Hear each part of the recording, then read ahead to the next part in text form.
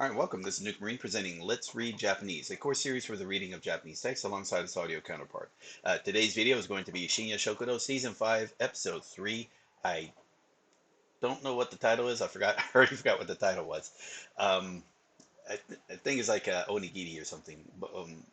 Koboshi onigiri, something like koume onigiri, something like that.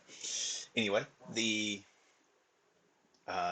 this particular series is episodic, so it can be watched in any order by any season, and it should be enjoyable. All the stories are normally standalone. A little bit of callback, some repeating characters, including the master, but yeah, again, you should be able to enjoy the episode and enjoy these episodes in any order. So find one you like, skip the ones you don't like, and it should have no impact on that. With that said, for those of you on YouTube, if you enjoy this video, give it a thumbs up. Leave a comment, sure. Feedback's always welcome. If you enjoy this series and you'd like to see more like it, I've got lots more planned in the future. At least the next 6 months is pretty well accounted for. You can subscribe to the channel and to see more like this if you haven't already.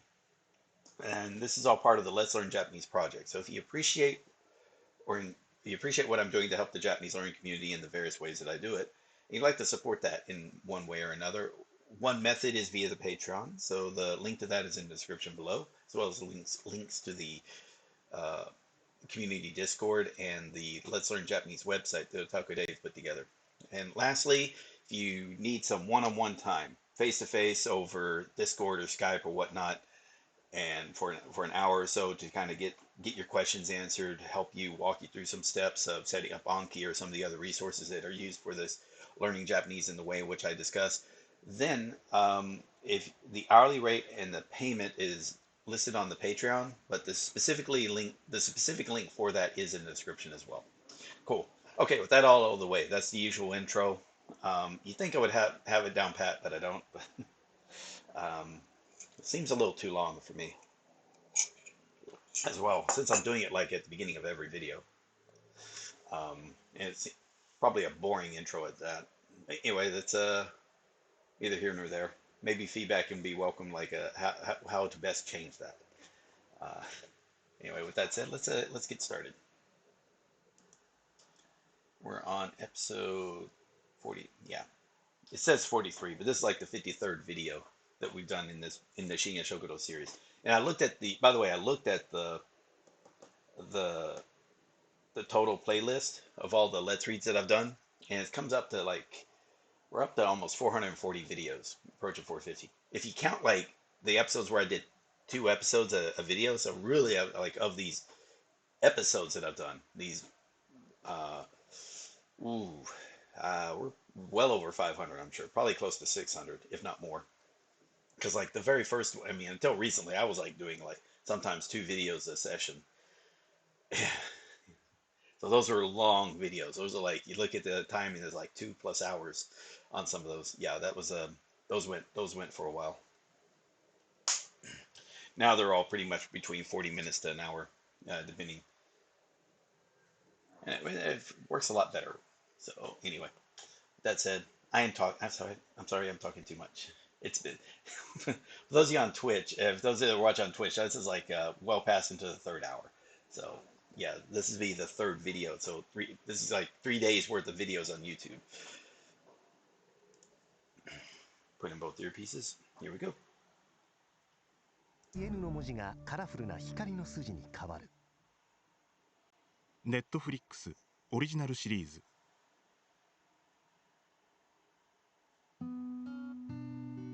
Intro, to listen to it. 新宿の夜景。大ガードの下をすり抜けていく1台のタクシー。靖国通りを進むと活気づく歌舞伎町の明かりが目の前に広がる。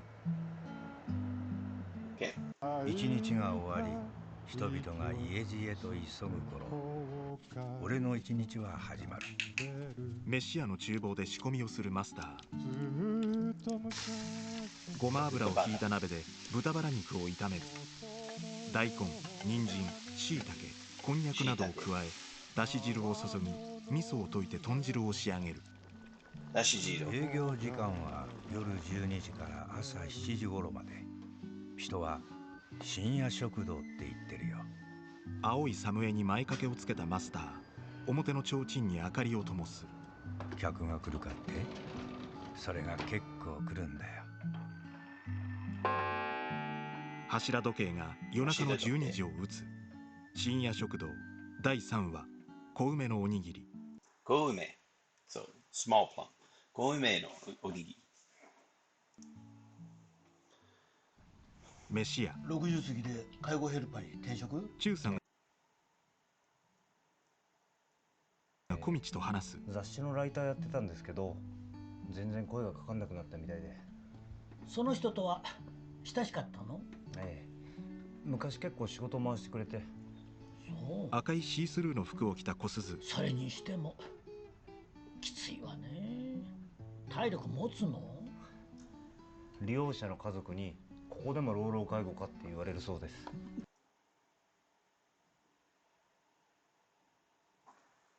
ここでも老老介護か。利用者の家族にここでも老老介護かって言われるそうです。老老介護。うん。ここでも老老介護かって言われるそうです。はい、こっちがホタルイカの酢味噌和えと日付。酢味噌和えはホタルイカ。Kai and squid.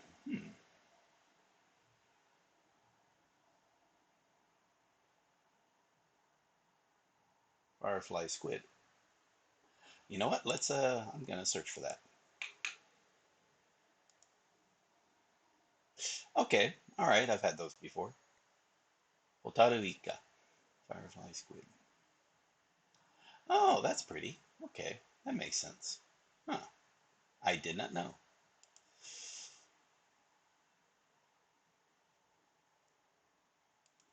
小道おき。はい、こっちがホタルイカの酢味噌和えと日付。酢味噌和えは小道お。Ukizuke.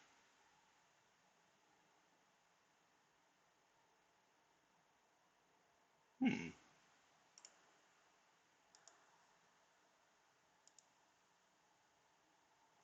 Yeah, okay, I've had that also. Okay, fair enough.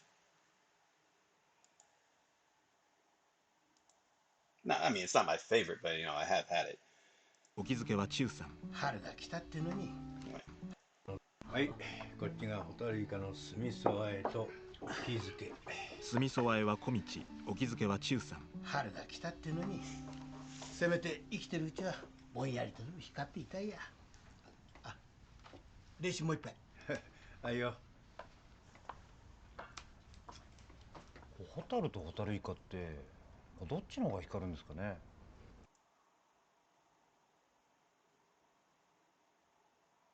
ケツだけ光るホタルよりこっちだろう。食べられるし。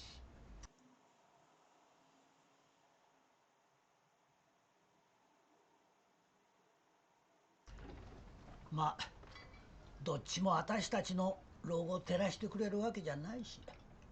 小鈴もホタルイカを食べる。美味しいわね。ほんと老後のこと考えるとめっちゃよな。俊さんもうとっくん老後じゃないですか。ムッとする中さん。隣の皿からつまみ食い。いや、じゃあそれ僕の。小道の薄くなった額を撫で上げる。スパッと沿ってさ、ツルピカにした方がいいんじゃねえか。スパッと。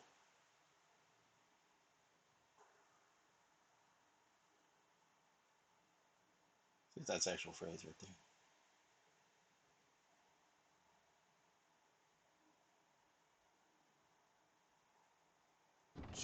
ツルピカにした方がいいんじゃねえか。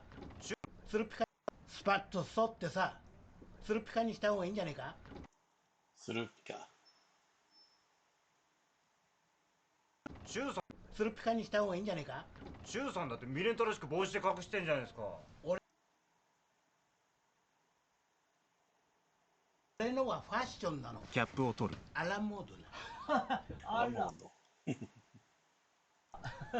入り口の戸が開く。いらっしゃい。スーツ姿の老人が帽子を取る。お尋ねいたしますが、梅宮。うん。老人が帽子を取る。お尋ねいたしますが、新宿ニューアートってのはこの辺りですか？すぐそこだけど、もう閉まってるよ。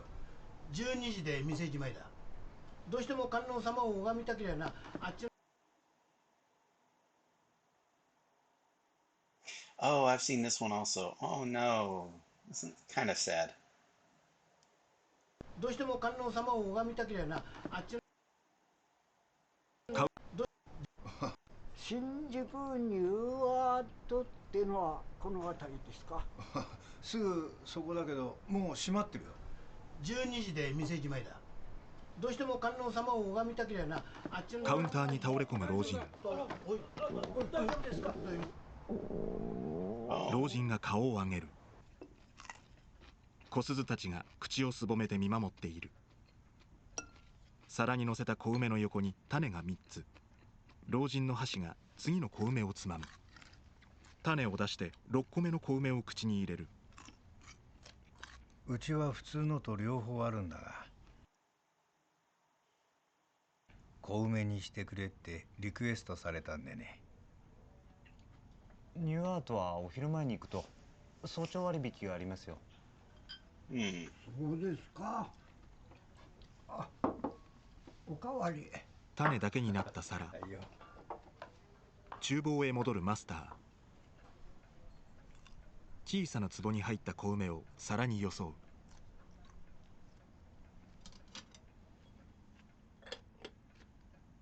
梅干しババアってのは聞いたことあるけど、梅干しじじってのは初めてだよ。翌日、交番の机に携帯電話。習得場所はよもぎ町。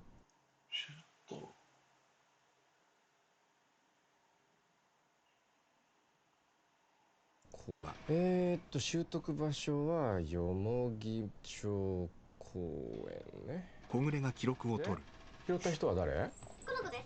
ゆうきでしょ？違うわよ、つぐちゃんだよ。違うってか。ランドセルを背負った子供たち。お父さんかお母さんに確認したいんだよね。これ拾った人はお礼がもらえる権利っていうのがあるから。近い。お金もらえるんですか？お礼の形はまあ人それぞれだからね。お金かどうかはお礼の形はまあ人それぞれだからね。お金かどうかはねあれだけどね。私塾行かなきゃ。じゃあ私も行かなきゃ。子供たちを追って小暮が外に出る。交番の脇で餅を食べる伝え。自転車のベルを鳴らし小暮ににっこり。桜の葉が歯に挟まってるよ。ほら食べる方の歯に食べた歯が。小暮の指先に触れる。いや違う。なんで伝わんないかな。桜餅をかじる伝え。歯に葉っぱをつけたままにんまりする。夜、飯屋のカウンターに忠さんと老人がいる。お待ち。梅宮先生、マリリンが高校の時簿記を教えてたんだって。なるほど。簿記。Oh, okay. Accounting. なるほど。梅宮先生、マリリンが高校の時簿記を教えてたんだって。なるほど。学生時代の恩師ってわけだ。いらっしゃい。お待たせ。おう、マリリン、高校さんだ。ありがとう、ジュンさん。先生、待たせてごめんね。いや、いいんだ。構わねえ。梅宮の空のビール瓶を手に取るマリリン。マスター、おかわり。それといつもの。はいよ。しかし俺も長年ストリップ見てきたけど。 Lost my place real quick. Okay. しかし俺も長年ストリップ見てきたけど、今日のは二度とお目にかかれねえステージだったな。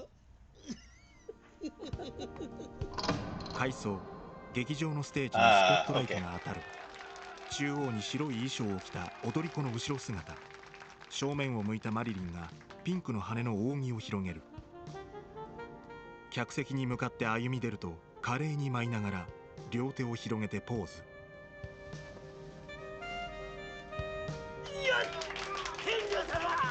かぶりつきにチューさん。衣装を脱いだマリリンが黒のランジェリー姿で床に横たわり、体に指を這わせる。ラメが光る背中を見せて遠くを見つめるように振り返るマリリン。赤い羽飾りのスキャンティーを足先から外す。つまみ上げて客席に投げると、チューさんの隣でかぶりつく男の頭に着地。照れる男をチューさんが小づく。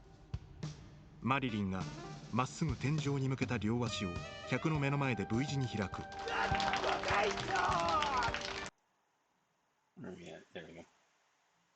出席番号9番マリリンが目を丸くする。菅野マリコ。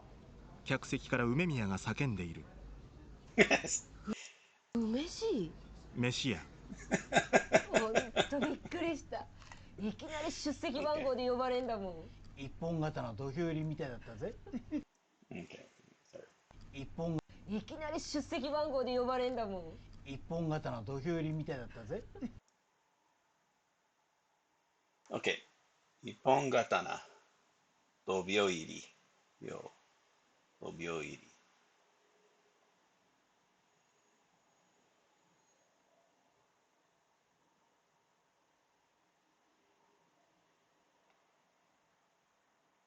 Is that a book? Hasegawa Shinsaku. I guess it's a book. 相撲取りになりそう。一本刀。Yeah, I tell you what, I'm going to, just for S&Gs, what is this about? 一本刀. Okay, so it's the, move your book. 一本刀.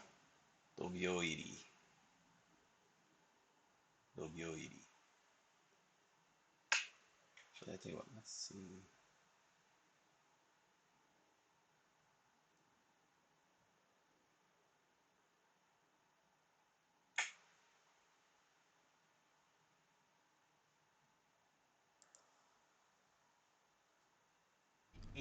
いきなり出席番号で呼ばれんだもん。一本刀土俵入りみたいだったぜ。とっくの昔に定年したのにとっさに出ちまった面目に。これで次の掛け声決まりだな。やめてよもう。よっ、出席番号9番。出席9番。厨房、マスターが網でたらこを焼く。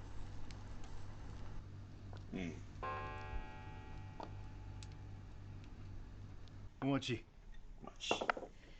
梅じいってあだ名は私が先生につけたの。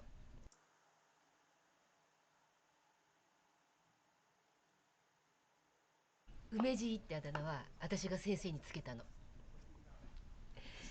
私母ちゃんと一緒で男にだらしなかったからクラスの女子全員に嫌われて無視されてたんだよね。嫉妬だな、そりゃ。かもね。でも梅じいだけはそうじゃなかったから親しみ込めて呼んでたんだ。昼休み屋上で一人でタバコ吸ってっといっつも小梅のおにぎりくれたよね。たらこの方がいいって贅沢言ってたけどよ。そんなこと言ってねえって。小梅をさこう刻んでまぶしてあってさ、美味しかったなあ。奥さん元気してる？今でもこいつで握ってくれてる。小梅の皿を示す。梅じ、今日どこさ泊まってんの？今日はマリコにも会えたし観音様も拝めたからよかったよ。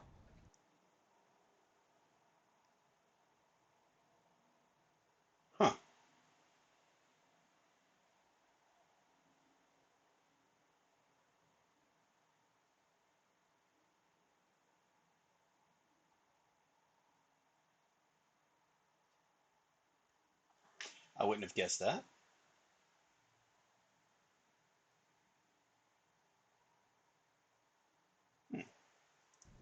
観音様も拝めたからよかったよ。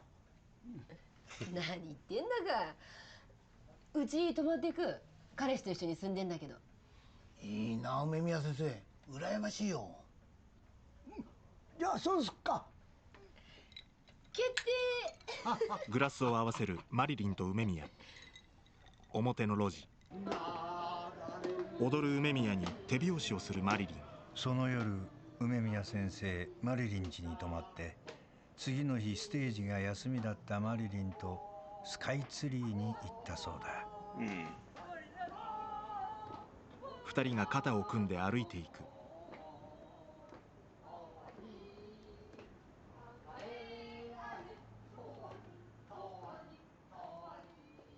I don't know that song.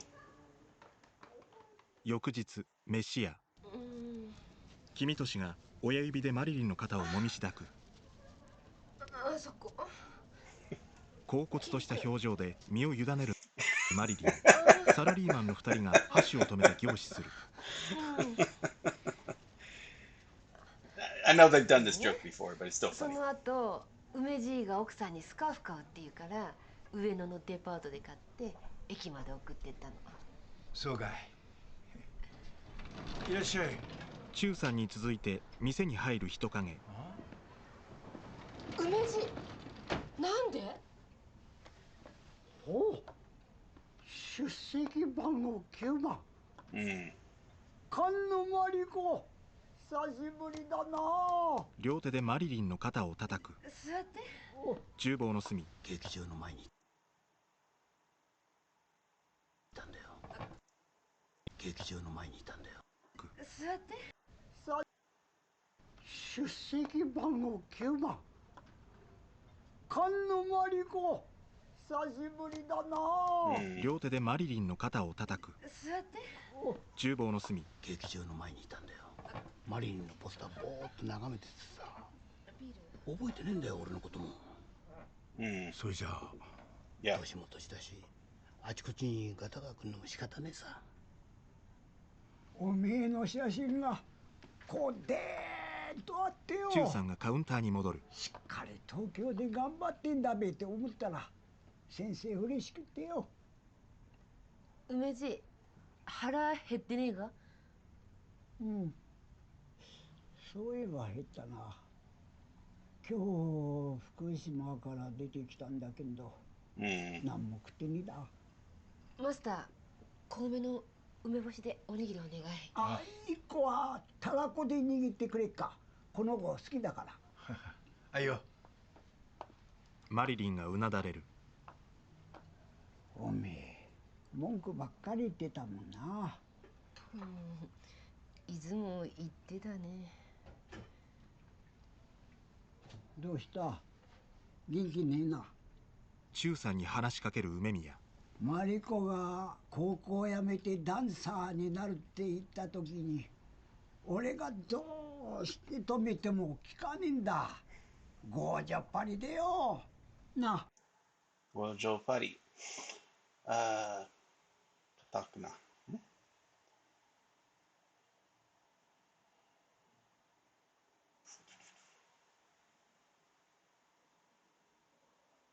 ゴージャパリ。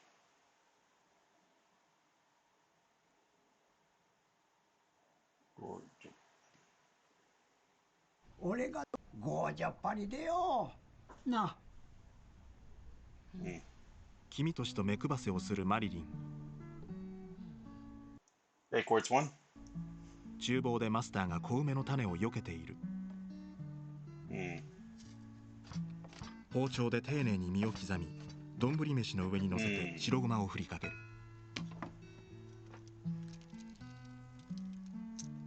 セサミ。ごま。しゃもじで全体を混ぜると手際よく三角に握る。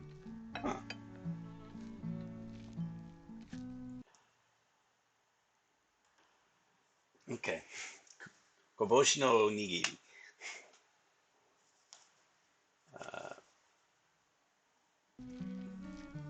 はい、お待ち。海苔を巻き、漬物を添えたおにぎり。あんたは家でもちゃんと料理してんのかね？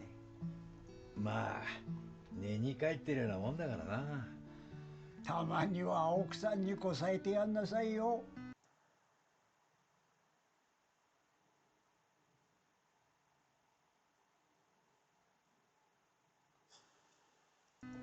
たまには奥さんにこさえてやんなさいよ。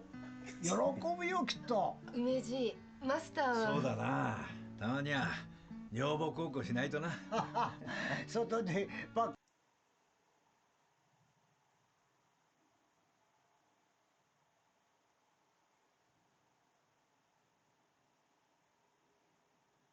よよ。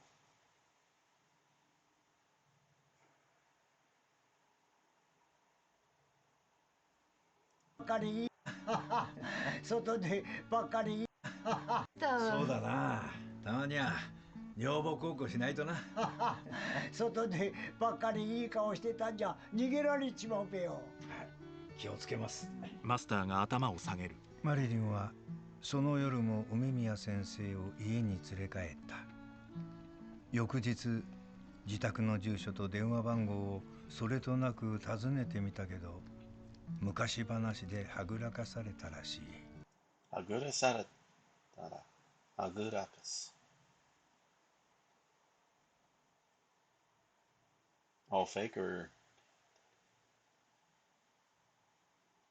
dodgy evade?はぐらかす。昔話ではぐらかされたらしい。梅宮がおにぎりを無心に食べ続ける。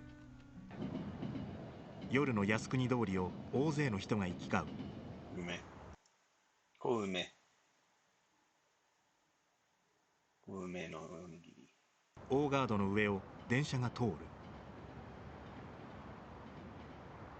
飯やグラスの中の梅干しを箸で崩す君とし。なんだか梅干しがかわいそうだな。でも潰さないとエキスが溶け込みませんから。And that's the essence, right? Extract, the extract, the essence. X. でも潰さないとエキスが溶け込みませんから。俺はやっぱりこっちだな。梅宮が小梅をつまむ。ここのはよく塩が効いて美味しいでしょ。向かいの席に小鈴がいる。うちのお母がつけたのは近頃味が薄くて先生の健康気遣ってらっしゃるんですよ。塩分取りすぎの方は先生の健康気遣ってらっしゃるんですよ。塩分取りすぎの方はちょっと手出してもらっていいですか。ここが腎臓で、こっちが副腎のツボなんですけども。That's supposed to be pancreas, jinzo, kidneys. That's kidneys. That's right. Jinzo. Jinzo. ここがjinzo。ここが腎臓で、こっちが副腎のツボなんですけども。Jin. Supplementary kidney. What is that one? Adrenal glands. Fukujin. I would not have guessed that. こっちが副腎のツボなんですけども、ちょっといきますよ。どうです？指圧をする。あんた独立して自分の生態の店出すんでしょ。あんまり技術安売りしてるとすぐ潰れちゃうわよ。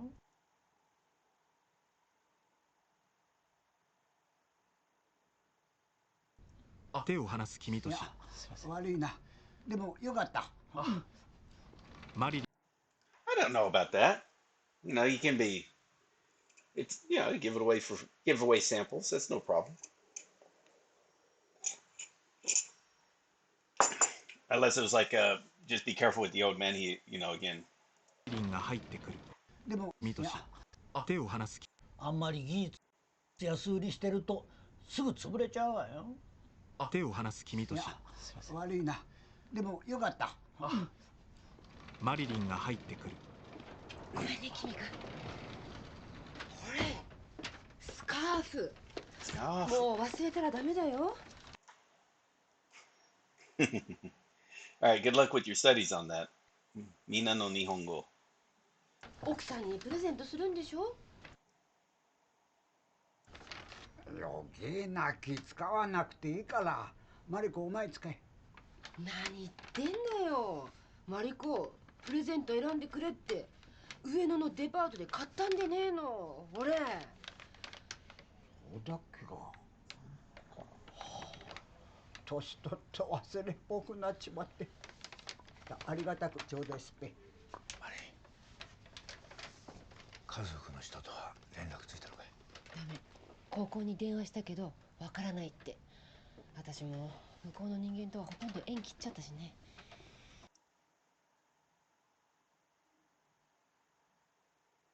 私も向こうの人間とはほとんど縁切っちゃったしね。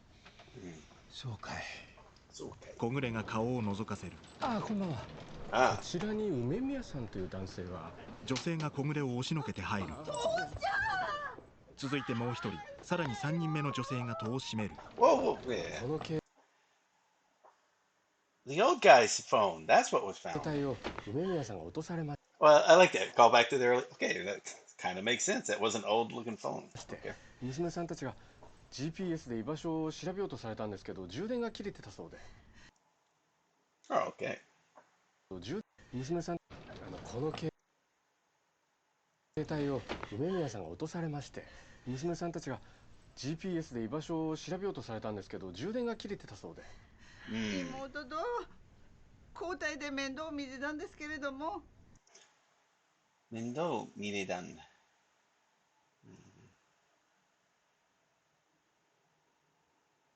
見れたん。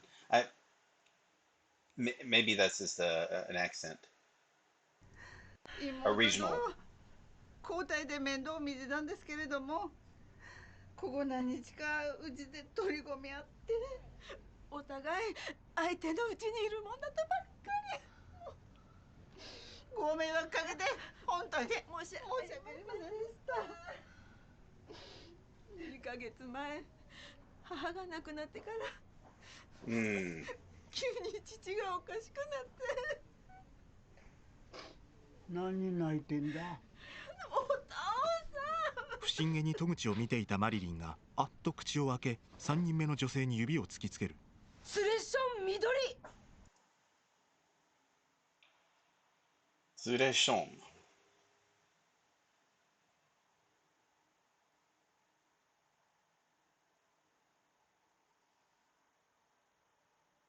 That kind of sounds like a weird situation. Okay. スレッション緑。ご無沙汰。やりまんまりこ。やりまん。Jeez. Okay, those are some nice childhood names there. 相性だけど。この女性、みどりさんは梅宮先生が通ってるデイサービスの職員で。デイサービス。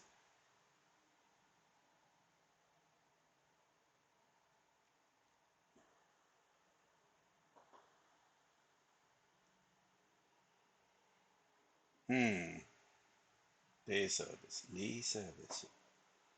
梅宮先生が通ってるデイサービスの職員で、高校時代にマリリンを無視してたグループのリーダー格だったらしい。飯屋の表。じゃあちょっと書類がいくつかありますので交番の方へ。はい、そうです。すいません。お父さん。どうぞ。足気をつけてね。よかった。よかった。店内、厨房ののれんを上げ、カウンターを気にしているマスター。マリリンと緑が椅子を一つ開けて並んでいる。マスターが小さな壺をまな板に置く。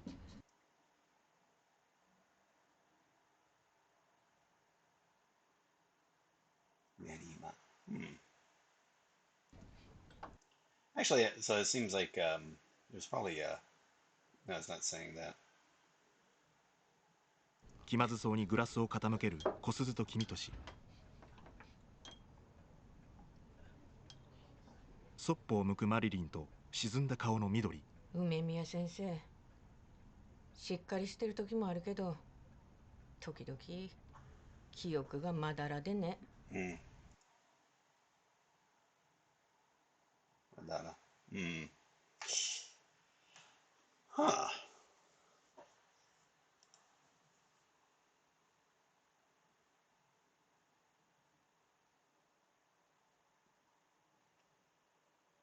I remember seeing this kanji. I mean, it's not a complicated kanji. I mean, you kind of tell with that. But spotted or freckles. It's okay. Midara. 時々時々記憶がまだらでね。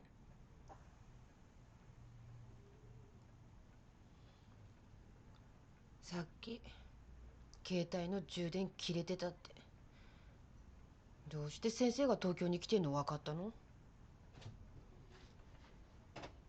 週一でうちの施設に来てるんだけど、先生がいなくなった日、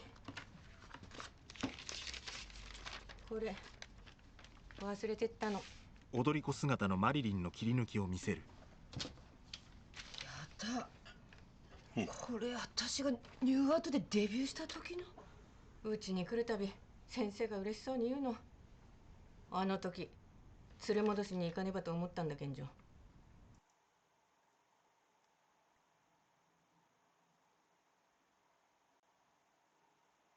あの時連れ戻しに行かねばと思ったんだけんじょ。マリコはやっと自分の居場所を見っけだ。転職だってインタビューにあったから辞めたんだって。梅じ、その呼び方大嫌いだった。自分だけは特別だって顔してるあんたも。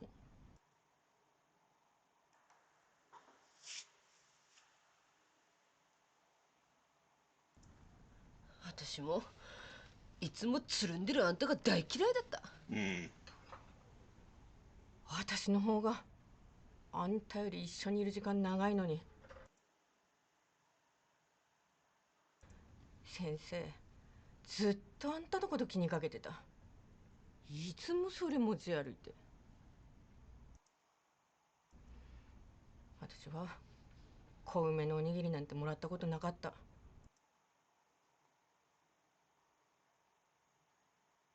高校の時からずっと。緑が席を立つ。待ちなさいよ。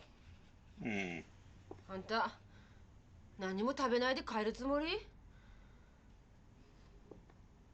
マスター、小梅のおにぎり。はいよ。おにぎりが2つ乗った皿。サービスだ。いいの？奥へ戻るマスター。マリリンが嬉しそうにおにぎりを取り、チラチラと緑を見る。食べないなら私食べちゃうよ。Looks good. 緑が肩のバッグを下ろして座る。おにぎりに手を伸ばす。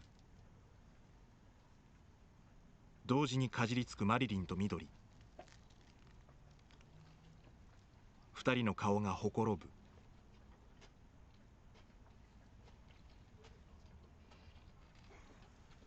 緑が指についたご飯粒も食べる。そっと隣を見るマリリン、嬉しそうに食べ続ける。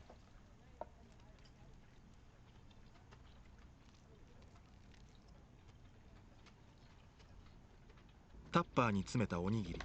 日当たりの良いホールにマリリンと梅宮がいる。あれから時々マリリン、うちの小梅のおにぎりをお土産に持って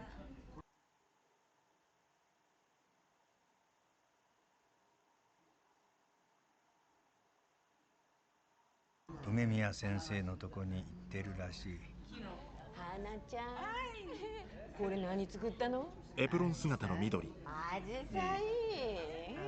入居者と話しながらふと顔を上げる。視線の先におにぎりで乾杯をするマリリンと梅宮。同時にかぶりつく二人。目を合わせ満足そうにうなずき合う。レシピコーナー。I like that. うなずき合う。種を外した小梅を小さく刻んで白ご。Oh, sorry. 種を。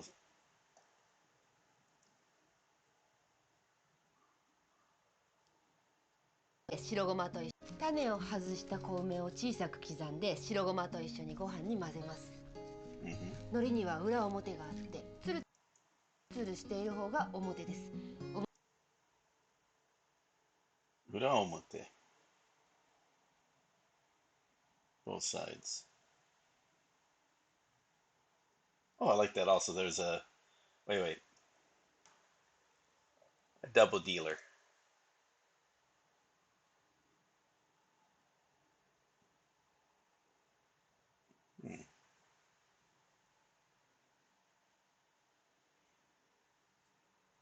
表を海苔には裏表があってつるつるしている方が表です。表を外側に巻くと口当たりがよくって美味しいですよ。はい、お待ち。カウンターにマリリンと座る梅宮。おにぎりを頬張る。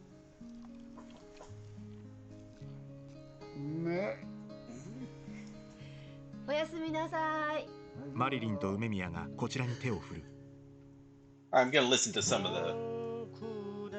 出演マスター小林薫、小林薫、梅宮坂本長俊、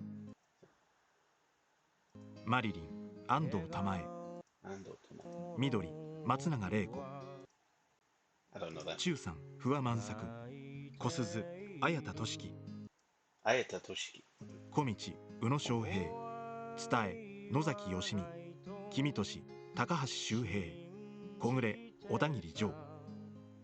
場面ごとのショットに並んでエンドロールが流れる。原作深夜食堂安倍野郎。There we go. All right, I think that's good enough.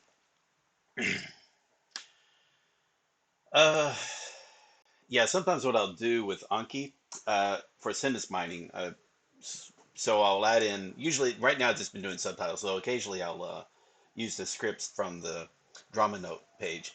It depends on the drama, obviously, if there's transcripts. But what it used to be is like they would have the names of the actors. I would try to learn that. That turned out to be not a good idea because, again, it would list the actors like up to 9 times, but the names never appearing in the drama, just the actor. And I didn't quite enjoy that idea, so instead it was there's a reason for it. But if it has a character's name and the character's name was difficult to read or I can't remember how to read the character's name, then I'll add that as a word because their character is going to be appearing in the story as a frequency. And if that happens, then I'll also add the actor's information a little bit, the name and when they're born and then the photo of the actor or actress. And that's about it. And I'm not expecting myself to memorize who the actor is. And I'm not doing for the names. I decided I don't want to. I'm not going to mark those as miss at all, ever. It's just, I might mark them difficult, and that's it. And that's only if I don't know how to read the name of the character. But what I'll do is look at the name of the actor, actress, just as a reminder. But for the most part, if I memorize it, good. If not, oh well, life goes on. But it's nice, occasionally. I like here, at least at the end, I can hear the names of the characters. Because you usually don't hear that. You have to look that up. Indeed, I don't watch enough variety shows. I mean, I've watched. I guess I know I know who the actors are. Like you see them on TV, I remember the actors, but I wouldn't even place their names. I mean, it took me forever. Like Abe Hiroshi, I've liked his character, as an actor. I've liked the parts he's played in quite a few TV shows and movies. Tamaya Nomaya, like Terma Nomaya. I can't even pronounce it, but time traveling Roman. How's that? But anyway,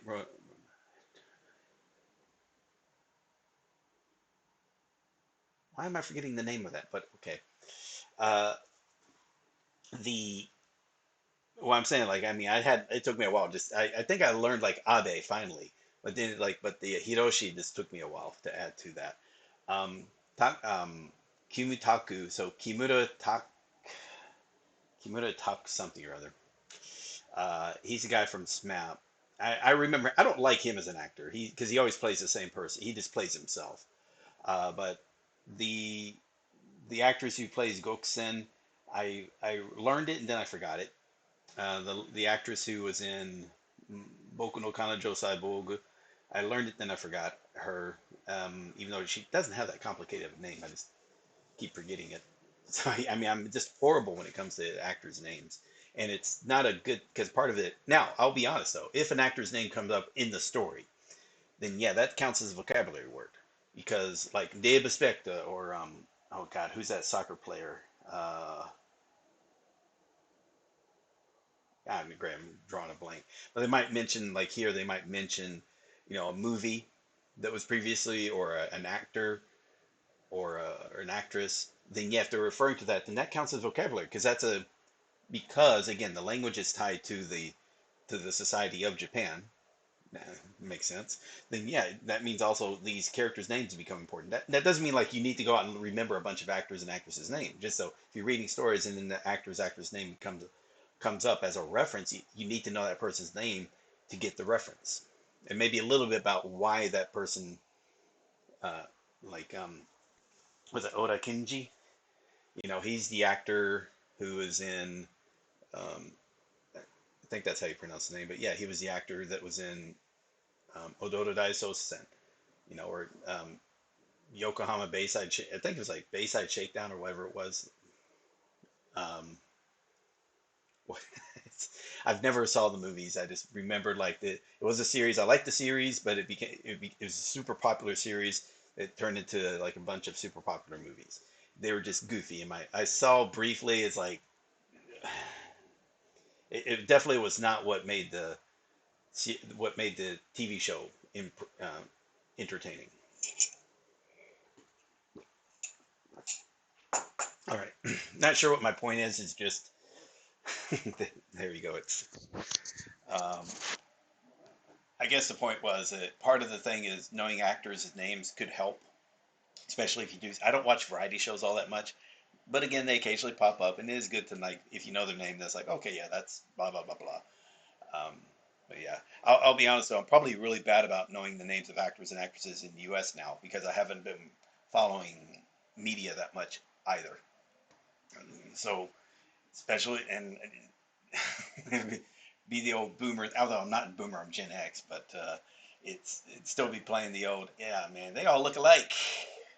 They have the ladies blonde hair, straight blonde hair, short, and just very hard to distinguish the differences. Because usually it was a little easier when you can just go off the hairstyle. Um, when you watch it enough, then you start distinguishing. Like you can distinguish it, but it does take like watch a few to like all of a sudden start noticing the differences between a couple that might look alike. I'm trying to think like who would it be? Like if River Phoenix, Leonardo DiCaprio, they may have been similar persons if River Phoenix had lived. You have Jack Black. He could have been similar to uh, the guy from Saturday Night Live.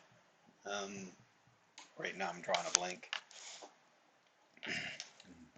But it could be easy. And then there are some actors like Sam Rockwell, for example. He's a character actor, so he's a different person, and he's like the opposite of Kimitaku. It takes me. I always forget Sam Rockwell's name. Um, I always forget it. Same as God, who's the guy? Again, I'm forgetting his name now. Again, and I shouldn't because he played Jim Gordon in Batman Begins. He was the Fifth Element, and why am I forgetting his name? He was in The Professional. It's just horrible. I mean, I always forget Sam Rockwell's name and his name and a few others because I don't remember them as the actors that play the character. I just remember the characters because they're all so different. Whereas it's for Tom Cruise, it's different. It's hard for you to remember the names of the characters he plays. Like the name of like who he was in the race car driver, who he was in Top. I think it was Maverick. You just remember his nickname, but you don't remember. I don't remember what his actual name was. If I think about it, like again, you don't think about. It's Tom Cruise. It's not. It's Tom Cruise in a movie. It's not this character. Whereas with Sam Rockwell, again, you look at his list of movies like, holy shit, he was in that movie, and you remember you like the character he played, but you just don't remember it was him because it's just so different. I mean, compare uh, let's say Galaxy Quest to the actor to the same, and he's the character in Iron Man 2. They're like two separate people. I mean, they just look completely. Or then in Moon, was it Moon? Yeah. And then he was also the prisoner in not Shawshank, the Green Mile. I mean, just I think Tom Hanks though. I mean, he plays different characters, but you kind of okay. Let's see. You definitely remember Forrest Gump, but you pretty much just think of it as Tom Hanks in a movie. So he does try to play, act. Like I kind of forgot like who his characters' names are because I just think of it as Tom Hanks in the movie, not the character itself. Anyway, the reason why I'm saying that is like, so it's not just a Japanese thing. It could just be I just suck at remembering people's names. I'm just a horrible person. Yeah, at that. Probably just like I just think of the person's face, and that's about it. That's maybe what's going through my head. I don't know. It's not a good thing to say. It's bad. I have done it where I've forgotten people's names that I've worked with. Like if I'm trying to think back, I can't remember their name. I can tell you a lot of stuff about them, but just can't place their name. Same would happen with my students, kids in school that I went to school with. God knows what else. Yeah, maybe that's why I suck at Japanese. I just can't remember anything now that I think about it. Maybe that's it. Horrible memory. There we go.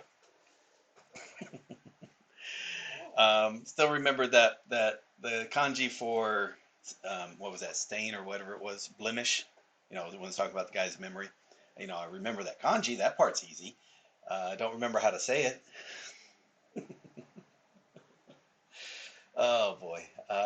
What was the other one for scorpion? It was insect, an old form of siesta, and then what was the thing after that?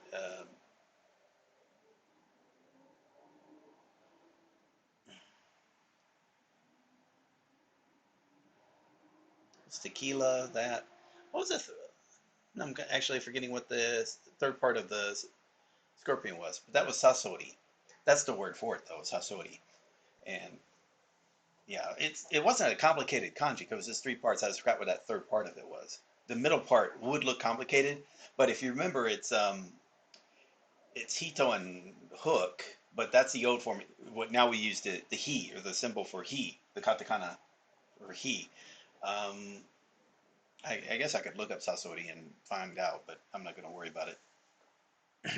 Okay, I think we can end it there. This has been over 4 hours. Now it seems like I've been doing a live stream for 4 hours, but you probably noticed, and I'm still got a little bit more to do after this for people on YouTube. But what happens is I'm taking breaks. So I'm getting up, I'm walking around, I'm stretching, I'm having a bite to eat. Sometimes I'll go in the kitchen and do dishes, to get that all prepared or whatever. It's just I've got the 15 minutes that I'm just listening to it while I take care of stuff. So for those of you on Twitch, this is it's just what I do.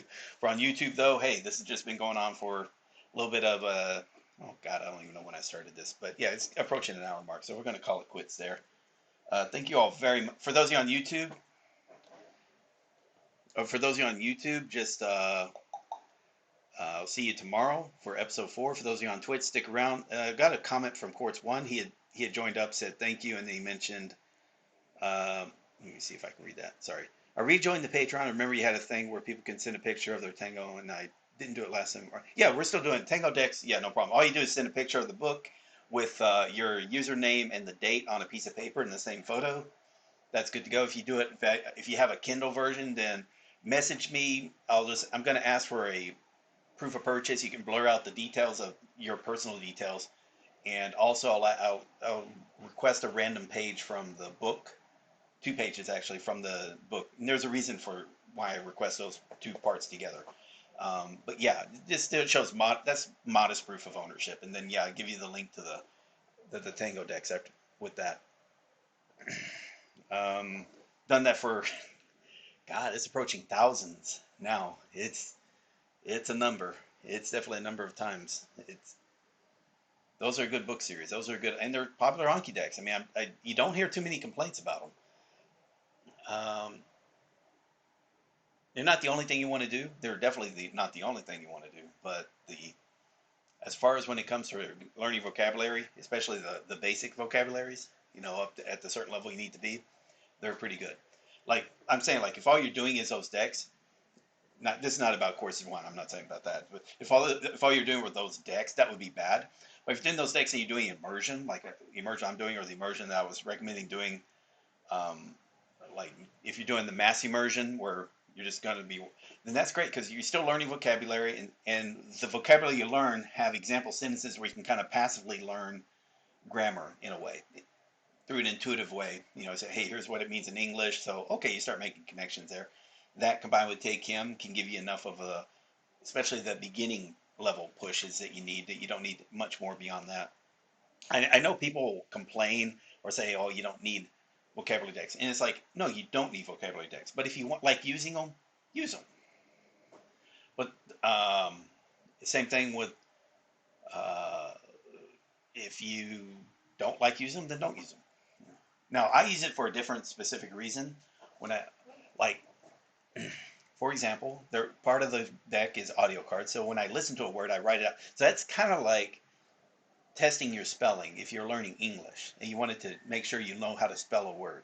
That's kind of a useful skill to have. You can say, well, spelling's not that important, but again, apple, is it A-P-U-L or A-P-P-L-E? It may be good to know that. And a person who you would say knows English, you would expect to know how to spell words. So it's similar with Japanese, where if you expect someone knows Japanese, you expect them to know how to write words in Japanese. And we're not talking just hiragana, katakana here, because again, the average adult can write words using kanji. So it makes sense that you want to be able to, you yourself, know how to write it in kanji. So the good thing about the Tango decks, because they're audio, you can like listen to it. So there's the word, there's the sentence for the context. Okay, you can write it out physically, but I write it out in my head. Can you write it out in your head? All right, there. It's kind of like the equivalent of doing a spelling test in English. That's why I like those would be very difficult to make as sentence mining, from sentence mining. And I don't like using sentence mining cards. Because those are coming from my reading sources. So I use them as reading cards. So those are just text-based cards. There's audio in it, but the audio is not the primary thing. The primary thing is the text. Now, when I'm reading, because those are also the benefit, with my sentence mining, the sentences are important. I do include the main word what was the word that caused that sentence to be the I+1? I always highlight that and put it in right at the beginning of everything. But the main thing is the sentence. But I try to do I know what this word means? With the Tango book, with the Tango text, it's like, hey, I want to know, do I know what this word is without the example sentence? I should be able to. And I try to test for that. And by the way, for those things, like be able to write it from memory, be able to know it just from the word itself without the context of a sentence, those are what are called hard passes. Or hard fails, sorry. Those are what are called hard fails, where if I don't know how to do it, I don't fail it, I just mark it hard. Unless the marking it hard will put over a certain time limit, which the limit I said is like 6 months. If marking it hard will put over 6 months, it's time for me to miss that card because I need to have a bit more exposure to it. Be that writing it from memory or knowing what the word is without the context of a sentence. That's all. Okay, I've talked enough about that. Quartz one, can message you on? Yeah, send me a PM on the Discord, please. Okay, with that said, I'm going to end that here, and then those of you on Twitch, stick around just a little bit. I'll be playing the audio. But for those of you on YouTube, if you enjoyed this video, remember to give it a thumbs up. If you enjoy the series, subscribe to see more.